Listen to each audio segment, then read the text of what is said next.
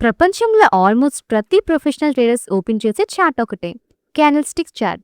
ఎందుకు అందరూ ఇదే యూజ్ చేస్తారు?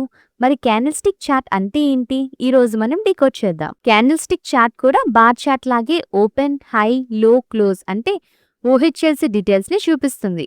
కానీ ఒక డిఫరెన్స్ ఏంటి అంటే కలర్స్ అండ్ క్యాండిల్ షేప్ వల్ల మార్కెట్లో బయర్ స్ట్రాంగ్ గా, సెల్లర్ స్ట్రాంగ్ గా అనే విషయం ఒక గ్లాన్స్ లో అర్థం అవుతుంది.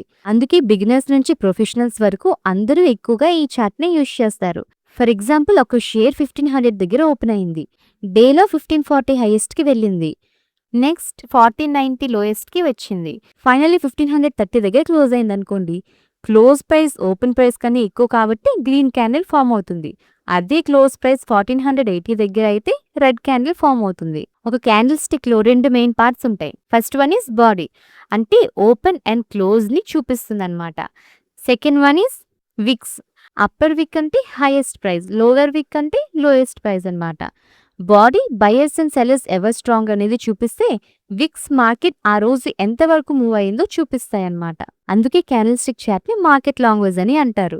ఒక క్యాండిల్ చూస్తే market sentiment, buyers trend, sellers pressure గురించి వాల్యుబుల్ క్లూస్ దొరుకుతాయి. టెక్నికల్ అనాలిసిస్ లో ఇది మోస్ట్ పాపులర్ చార్ట్. నెక్స్ట్ వీడియోలో హైకి నాషే చార్ట్ అంటే ఏంటి అని రియల్ టైమ్ ఎగ్జాంపుల్ తో మనం నేర్చుకుందాం.